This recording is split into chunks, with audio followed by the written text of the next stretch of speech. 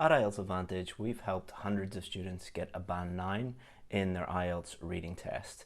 And what I thought I would do today is show you a simple technique that we use to help students get a band 9 in their IELTS reading test. I'm also at the end of this video going to give you a free reading course that has helped thousands of students get a band 7, 8 or even 9 in their IELTS reading test. So as you can probably see, the clue to improving to a band 9 level is looking at your answers. So every IELTS reading test looks the same. It has 3 sections, section 1, section 2, and section 3, and then it will ask you a range of different types of questions. Now, the combination of questions will vary from test to test, but it always has these 3 questions, and then there are about 10 or 11 different question types, such as true, false, not given, matching headings, multiple choice. You need to be aware of these. You also need to make sure that you use real official practice tests if you want to know where to get real official practice tests and not use fake tests.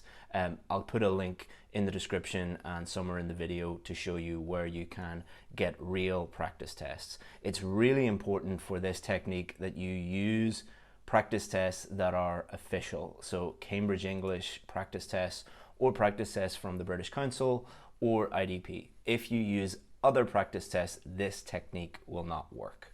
So the first thing you need to do is do an official practice test under exam conditions. That means a practice test that you've never used before. It is best if you do 2 or 3 of them, but for the purposes of this video, I'm just going to show you what we would do if a student did 1.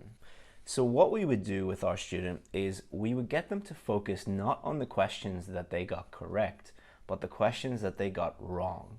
And this will reveal how they are going to get a band 9. So let's look at some common scenarios to show you how we can help you improve. So let's say we have our first student and we notice that they get all the questions correct except this question, this question, this question, this question, this question, this question, this question, and this question. So by looking at their wrong answers, we can see that for this particular type of student, what they need to do is just focus on 2 question types. They obviously have got all of these right, all of these correct, all of these correct, all of these correct, and section 3 is the most difficult part. So it shows that there's no problem with their reading skills, no problem with their vocabulary, but every time they get a true, false, not given question or a matching headings question, they're very likely to get that question wrong. So for this student, what they need to do is just focus on a strategy for matching headings and a strategy for true, false, not given. And if they do that, they're going to dramatically improve their IELTS reading score because they are thinking and improving strategically. They're not trying to improve everything. They are identifying the key problem and then fixing that key problem. Or as we say on our VIP course, turn your weaknesses into strengths. So we've identified that this student has a problem with these 2 types of questions. They're going to turn this weakness into a strength, and then it's very likely that they are going to get a very high score if they fix these 2 question types. Now let's look at a different student. So this student gets nearly all the questions correct, but they get this one wrong, this one wrong, this one wrong, this one wrong, this one wrong, this one wrong, this one wrong, this one wrong, this one wrong, and this one wrong. So section 1 is quite easy. Section 2 gets a little bit more difficult, and section 3 gets even more difficult still. So if the student is getting all or mostly section 1 and section 2 correct, but when they get to section 3, they get nearly all section 3 wrong, or most of their mistakes are in section 3, this is an indication that this student needs help with their reading skills and or their vocabulary. Most of the time it will be both, because section 3, the text is going to be more difficult, the words in that text will be more difficult to understand, and the reading skills required, it requires more skimming, scanning, close reading. So for this student, most of them are incorrect. So we need to help this student mostly with their vocabulary and their reading skills. It could also be for a student like this where they're getting mostly section 3 wrong, where they are running out of time. So they had no problem in the first 2 sections, but they're running out of time. If they have a timing issue, then we need to help them with the different types of questions, familiarize themselves with the different types, help them with the strategy for those different types of questions, and then slowly build up speed. So if you had a problem for it, let's say this student just could never get everything done on time, what we would do is we would start off very slowly with this student. We would say, okay, take 90 minutes to do everything properly. Can you get everything correct in 90 minutes? Let's say they do that, or they get nearly all of it correct in 90 minutes. Well, let's try it then in 80 minutes, and then 70, and then 60. So we're slowly building up speed, and that's how we would help that type of student. So we've helped student A, who just needs help with true, false, not given and matching headings. Student B, who obviously needs help with vocabulary and their reading skills, and student C, who just needs to improve the speed at which they do the reading test.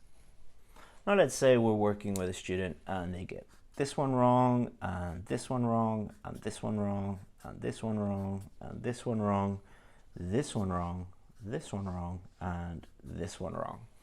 So this is quite unusual because this particular student only has problems when they actually have to write the word, and they had no problem actually getting the correct answer.